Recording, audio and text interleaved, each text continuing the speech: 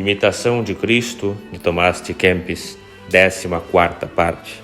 Narração de Ricardo Pérez Bueno. Livro 2º, capítulo 54. Da diferença dos movimentos da natureza e da graça. Jesus Cristo. Filho, examina com cuidado os movimentos da natureza e da graça. São entre si extremamente opostos, mas a diferença é tão sutil que a custo se pode discernir, a não ser por um homem espiritual e iluminado na vida interior. Todos os homens desejam o bem e alguma coisa boa visam em suas palavras e ações. Por isso, sob esta aparência de bem, enganam-se muitos. A natureza é astuta, arrasta, enreda e seduz a maior parte dos homens e tem sempre a si mesma por fim. A graça, pelo contrário, procede com simplicidade, foge de toda a sombra do mal, não usa artifícios e tudo faz por puro amor de Deus em quem repousa como em seu fim. A natureza tem repugnância à morte, não sofre espontaneamente que a deprimam ou a vençam, e a submetam ou subjuguem. Mas a graça leva o homem a mortificar-se, resiste à sensualidade, quer estar sujeita e deseja ser vencida, não quer usar da própria liberdade, gosta de viver submissa à disciplina e não aspira a dominar a ninguém. Quer sempre estar, viver e conservar-se sob a mão de Deus e, por amor de Deus, está pronta a curvar-se humildemente diante de toda a criatura humana. Trabalha a natureza para o seu próprio interesse e calcula o lucro que lhe pode advir dos outros. A graça, porém, sem cuidar no que é útil ou vantajoso, considera mais o que aproveita ao maior número. Honras e homenagens recebe com gosto a natureza. A Deus fielmente atribui toda a honra e glória à graça. A natureza teme a confusão e o desprezo. A graça folga de padecer injúrias pelo nome de Jesus. A natureza ama a ociosidade e o bem-estar do corpo. A graça não pode estar ociosa e com gosto abraça o trabalho. A natureza procura possuir coisas raras e belas e tem horror ao que é vil e grosseiro. Deleita-se a graça com as coisas simples e humildes, não despreza o que é rude, nem enjeita os vestidos já usados. A natureza estima as coisas temporais, alegra-se com os lucros, aflige-se com os prejuízos, irrita-se com a mais leve palavra injuriosa. A graça tende aos bens eternos e não se apega aos temporais. Não se perturba com nenhuma perda, nem se ofende com as palavras mais ásperas, porque colocou o seu tesouro e sua alegria no céu, onde nada perece. A natureza é interesseira, folga mais em receber que em dar, quer ter bens próprios e particulares. A graça é compassiva e nada reserva para si. Evita as singularidades, contenta-se com pouco e tem por maior felicidade dar que receber. Inclina-se a natureza às criaturas, à própria carne, às vaidades e distrações. Eleva-nos a graça a Deus, excita-nos à virtude, renuncia às criaturas. Foge ao mundo, aborrece os desejos da carne, corta pelos passatempos e cora de aparecer em público. Folga a natureza em ter alguma consolação exterior que afague os sentidos. Só por Deus procura ser consolada a graça e, acima das coisas visíveis, deleita-se no sumo bem. Tudo faz a natureza por amor do próprio lucro e utilidade. Nada sabe fazer gratuitamente, mas por um benefício espera outro igual ou melhor, aplausos ou favores. Deseja sejam tidas em grande conta suas ações e dádivas. A graça, ao invés, nenhum bem terreno procura. Como recompensa, não pede outro prêmio senão a Deus só. Mesmo das coisas temporais e indispensáveis, quer apenas o que lhe pode ser útil para conseguir os bens eternos. Comprar-se a natureza em ter muitos parentes e amigos, gloria-se das altas posições e da nobreza de linhagem, sorri aos poderosos, lisonjeia os ricos, aplaude os que lhes são semelhantes. Ama a graça até os inimigos e não se ufana do grande número de amigos. Não faz nenhum caso da posição e grandeza dos antepassados, a não ser que se tenham distinguido por maior virtude.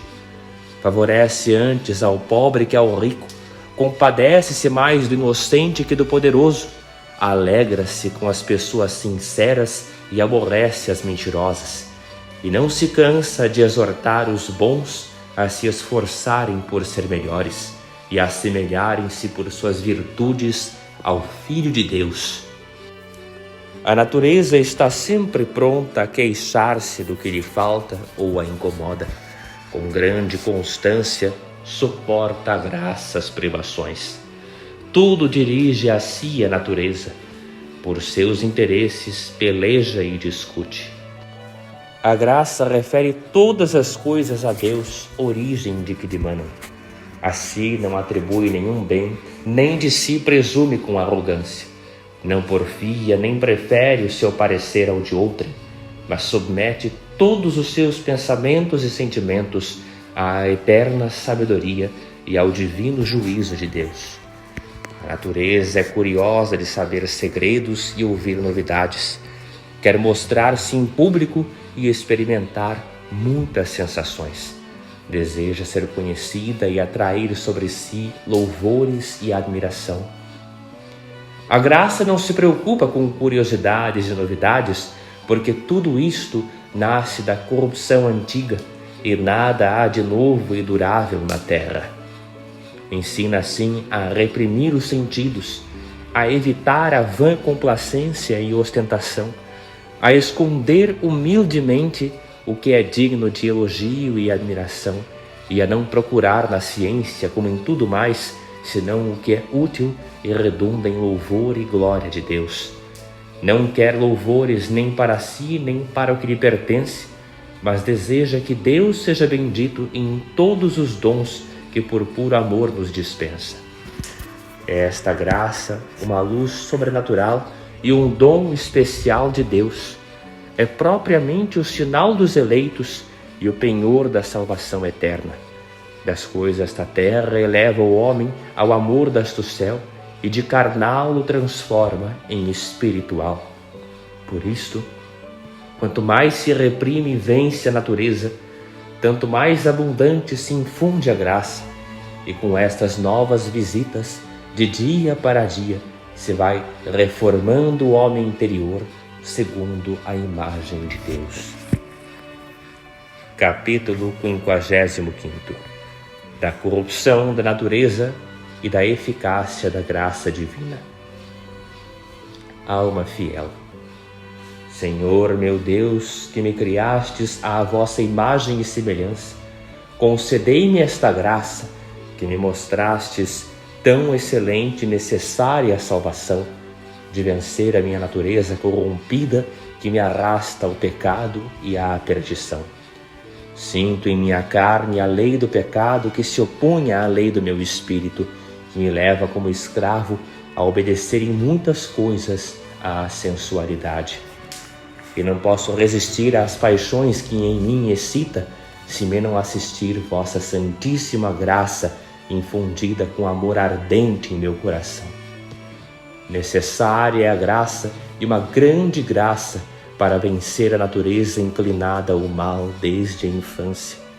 Decaída no primeiro homem, Adão, e depravada pelo pecado, a pena desta mancha transmitiu-se a todos os homens, de maneira que a própria natureza, por vós criada na justiça e na retidão, se confunde com a fraqueza e a desordem de uma natureza corrompida, porque os seus movimentos de si arrastam para o mal e para as coisas da terra. A pequena força que lhe ficou é como uma centelha escondida embaixo da cinza. É esta centelha a razão natural que, embora envolta em densas trevas, é ainda capaz de discernir o bem do mal, o verdadeiro do falso, mas sem força para cumprir o que aprova e sem possuir a luz plena da verdade e da pureza sadia das afeições. Daí vem, meu Deus, que me agrada a vossa lei segundo o homem interior, e reconheço que os vossos mandamentos são bons, justos e santos, reprovam todo o mal e mandam fugir o pecado. Segundo a carne, porém, estou escravizado à lei do pecado, obedecendo mais à sensualidade que à razão, querendo o bem e não tendo força para praticá-lo. Assim é que tomo muitas resoluções boas, mas faltando a graça para auxiliar a minha fraqueza, ao menor obstáculo volto atrás e desanimo. Por isso ainda conheço o caminho da perfeição e vejo com clareza como devo proceder, mas oprimido pelo peso da própria corrupção, não me elevo ao mais perfeito. Ah, Senhor, como acima de tudo me é necessária a vossa graça para dar começo ao bem, para prossegui-lo e completá-lo. Sem ela de nada sou capaz, mas com a sua força tudo posso em vós. Ó graça verdadeiramente celestial, sem a qual nada valem os merecimentos próprios e os dons naturais, as artes e as riquezas, a formosura e a força, o talento e a eloquência. Aos vossos olhos, Senhor, nenhum valor tem sem a graça. A bons e maus são comuns os dons da natureza. Só a graça ou caridade é dom próprio dos eleitos, que adornados com ela são dignos da vida eterna. Tal é a excelência da graça, que sem ela nem o dom da profecia, nem o poder de operar milagres, nem a mais alta especulação merecem alguma estima. A própria fé e a esperança e as demais virtudes não vos são aceitas sem a caridade e a graça. Ó graça beatíssima, que enriqueces de virtudes ao pobre de espírito, e ao rico de grandes bens tornas humilde de coração. Vem, desce a meu peito, enche-me desde amanhã de tuas consolações, para que de cansaço e aridez não venha desfalecer a minha alma. Peço-vos, Senhor, que eu ache graça aos vossos olhos. Ainda que nada alcance do que deseja a natureza, a vossa graça me baste. Se for tentado e oprimido por muitas tribulações, nenhum mal temerei, enquanto comigo estiver a vossa graça. Ela é minha força, meu conselho e meu apoio, mais poderosa que todos os inimigos, mais sábia que todos os sábios. A graça ensina a verdade e forma a disciplina. É luz do coração, consolo nas aflições, afugenta a tristeza, dissipa os temores, alimenta a devoção e faz brotar lágrimas. Que sou eu sem ela, senão lenho seco, tronco inútil que se lança fora? Previna-me, pois, sempre, Senhor, e acompanhe-me a vossa graça, e me torne continuamente atento à prática das boas obras, por Jesus Cristo, vosso Filho. Amém.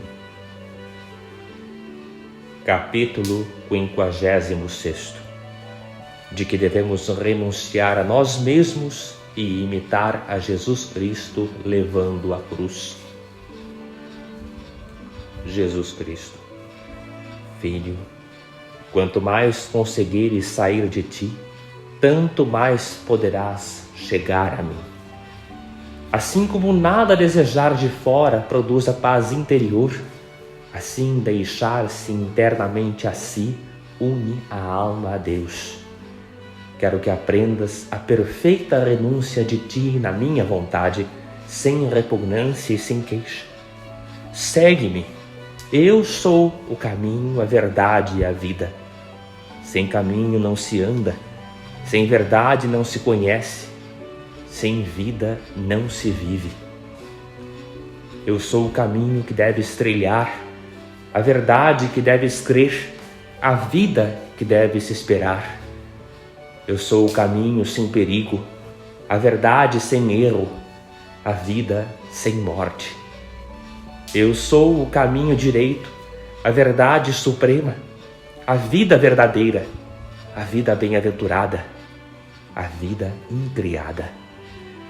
Se perseverares em meu caminho, conhecerás a verdade e a verdade te livrará e alcançarás a vida eterna. Se queres entrar na vida, guarda os mandamentos. Se queres conhecer a verdade, crê em mim. Se queres ser perfeito, vende tudo. Se queres ser meu discípulo, renuncia a ti mesmo. Se queres possuir a vida bem-aventurada, despreza a vida presente. Se queres ser exaltado no céu, humilha-te neste mundo. Se queres reinar comigo, comigo carrega a cruz. Só os servos da cruz encontram o caminho da bem-aventurança e da luz verdadeira. Alma fiel, Senhor Jesus, estreito é o vosso caminho e pelo mundo desprezado. Dai-me a graça de vos imitar no desprezo do mundo. Não é o servo melhor que o seu senhor, nem o discípulo acima do mestre. Exercite-se o vosso servo em imitar a vossa vida, que nela está a salvação e a verdadeira santidade. Tudo que fora dela leio ou ouço não me consola nem satisfaz plenamente. Jesus Cristo, Filho, pois que leste e sabes todas estas coisas, bem-aventurado serás se as puseres em prática. Quem conhece os meus mandamentos e os guarda, esse é o que me ama. E eu o amarei e manifestar-me-ei a ele, e o farei assentar-se comigo no reino de meu Pai. Alma fiel, Senhor Jesus, faça-se em mim segundo a vossa palavra e a vossa promessa. Dai-me que o mereça. Recebi de vossas mãos a cruz. Levá-la-ei até a morte, como má impusestes. Em verdade é cruz a vida de um religioso, mas cruz que leva ao paraíso. Começado está o caminho. Já não é permitido voltar atrás, nem convém deixá-lo. Sus, irmãos, marchemos juntos. Conosco irá Jesus. Por Jesus abraçamos esta cruz. Por Jesus perseveremos nela. Será nosso auxílio Ele que é nosso chefe e guia. Eia, à nossa frente vai o nosso Rei que combaterá por nós. Sigamo-lo com coragem e nada nos aterrorize. Prontos estejamos para morrer na guerra como bravos e não empanemos a nossa glória com o labéu de haver fugido da cruz. Capítulo 57. De que o homem não deve desanimar quando cai em alguma falta. Jesus Cristo. Filho, mais me agradam a paciência e a humildade nos reveses do que muita alegria e devoção na prosperidade. Por que te contrista tão pequena coisa que disseram contra ti? Ainda que fora maior, não deveras abalar-te. Deixa andar, não é novidade, não é a primeira que te acontece, e se muito viveres, não será a última. És muito valente, enquanto nada te contraria. Aconselhas bem e sabes confortar os outros com tuas palavras. Mas quando a tua porta bate inesperada a tribulação, falece-te o conselho e o valor. Considera a grande fragilidade que experimentas a cada passo em coisas pequeninas. Estas, porém, e outras semelhantes, só acontecem para a tua salvação. Afasta do coração, quando te for possível, estas fraquezas, e se te atingirem, não te deixes abater ou embaraçar por muito tempo. Sofre, ao menos com paciência, se o não podes com alegria. Quando ouves coisas que te não agradam e te sentes indignado, modera-te e não permita saia de teus lábios palavra menos ordenada que escandalize os fracos. Bem depressa serenará o ânimo excitado, e com a volta da graça será suavizada a amargura interior. Ainda vivo eu, diz o Senhor, pronto para socorrer-te e consolar-te mais que nunca, se em mim puseres a tua confiança e me invocares com fervor. Ânimo e prepara-te para maiores sofrimentos. Nem tudo está perdido, porque te sentes muitas vezes aflito e tentado com violência. És homem e não Deus, carne e não anjo. Como poderias permanecer sempre no mesmo grau de virtude quando esta perseverança faltou ao anjo no céu e ao primeiro homem no paraíso? Sou eu que consolo e salvo os aflitos e elevo até à minha divindade os que reconhecem a sua fraqueza. Alma fiel, Senhor, bendita seja a vossa palavra, mais doce para minha boca que um favo de mel.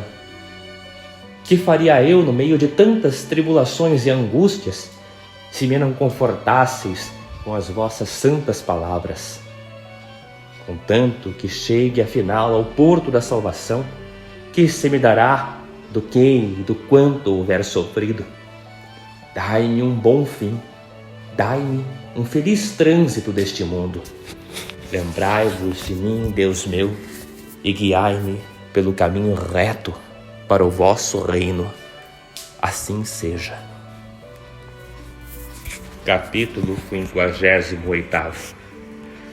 De que se não deve perscrutar as coisas sublimes e os ocultos juízos de Deus. Jesus Cristo. Filho, não discuta sobre assuntos muito elevados, nem sobre os juízos ocultos de Deus, porque este é tão desamparado e aquele levado a tão grande graça, um oprimido, outro tão exaltado. Excedem estas coisas a inteligência humana, e nenhuma razão ou discurso é capaz de penetrar os juízos de Deus. Quando, pois, te sugerir o inimigo semelhantes pensamentos, ou te apertarem os homens com perguntas curiosas, responde-lhes com o profeta: justo sois, Senhor, e reto é vosso juízo. Ou ainda: os juízos do Senhor são verdadeiros e por si mesmos se justificam.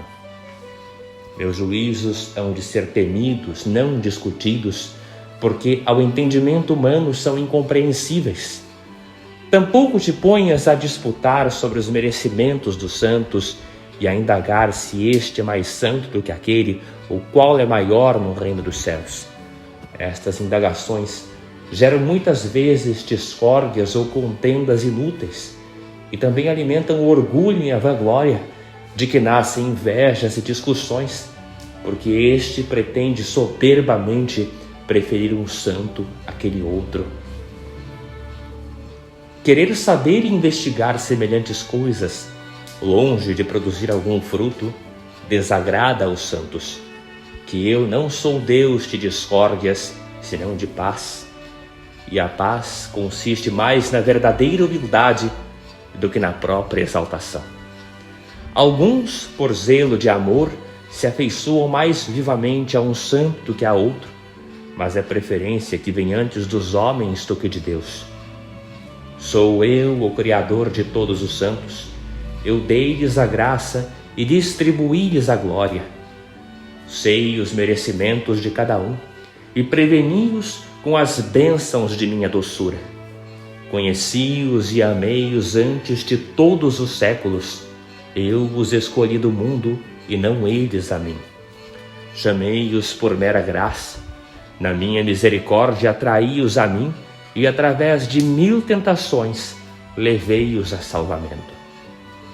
enchi-os de consolações inefáveis, dei-lhes perseverança e coroei-lhes a paciência. Conheço o primeiro e o último, e a todos amo com inestimável amor. Devo ser louvado em todos os santos, bendito em todas as coisas e honrado em cada um dos que exaltei a tanta glória e predestinei sem nenhum merecimento prévio da parte deles. Aquele, pois, que desprezar o menor dos meus santos não honra o maior, porque o pequeno e o grande eu os fiz. E o que diminui a glória de algum dos santos, diminui a minha e a de todos os mais que estão no reino dos céus. São todos um pelo vínculo da caridade. Têm o mesmo sentimento e a mesma vontade, amam-se todos com o mesmo amor. E o que é ainda mais sublime, amam-me a mim mais que a si e aos próprios merecimentos. Arrebatados acima de si mesmos e arrancados ao próprio amor, perdem-se inteiramente no meu e nele gozam um repouso perfeito. Nada há que os possa desviar ou deprimir.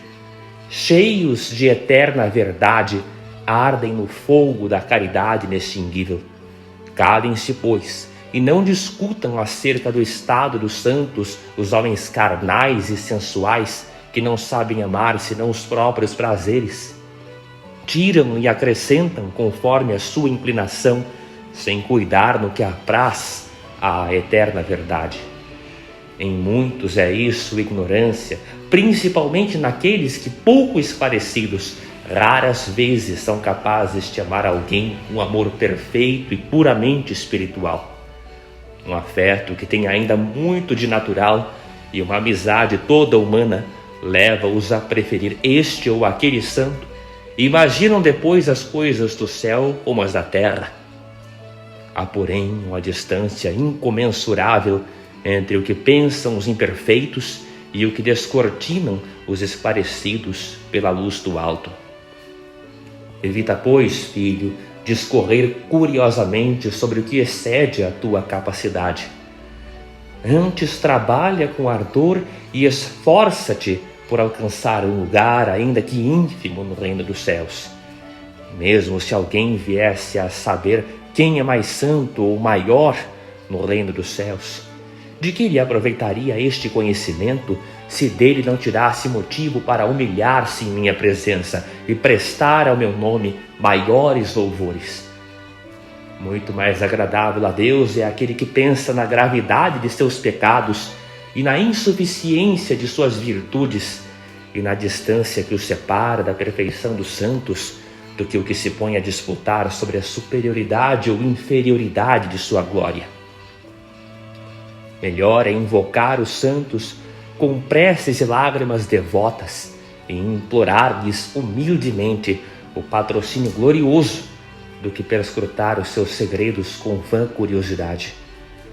Bem ditosos e satisfeitos estão eles. Assim soubessem também os homens contentar-se e reprimir seus vãos discursos. Não se gloriam dos próprios merecimentos, porque nenhum bem atribuem a si, mas tudo a mim referem, que tudo lhes dei por minha infinita caridade. Tão cheios estão do amor à divindade e exultam de alegria tão superabundante que nada falta à sua glória, como nada pode faltar à sua felicidade. Quanto mais se alteiam os santos em glória, tanto mais se humilham em si mesmos, e tanto mais a mim chegam e de mim são queridos. Por isto está escrito que depunham suas coroas diante do Cordeiro e adoravam aquele que vive no século dos séculos. Muitos perguntam quem é o primeiro do reino de Deus e não sabem se serão dignos de ser contados entre os últimos.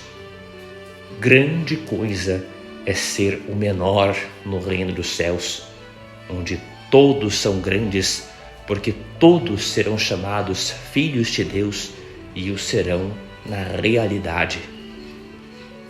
O menor dos escolhidos será como chefe de um povo numeroso, ao passo que o pecador, mesmo após longa vida, só achará a morte.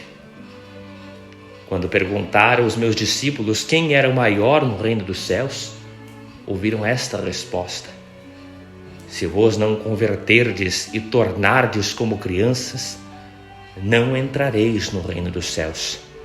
Quem se humilhar como esta criança, este será o maior do reino dos céus. Mateus 18, 3, 4.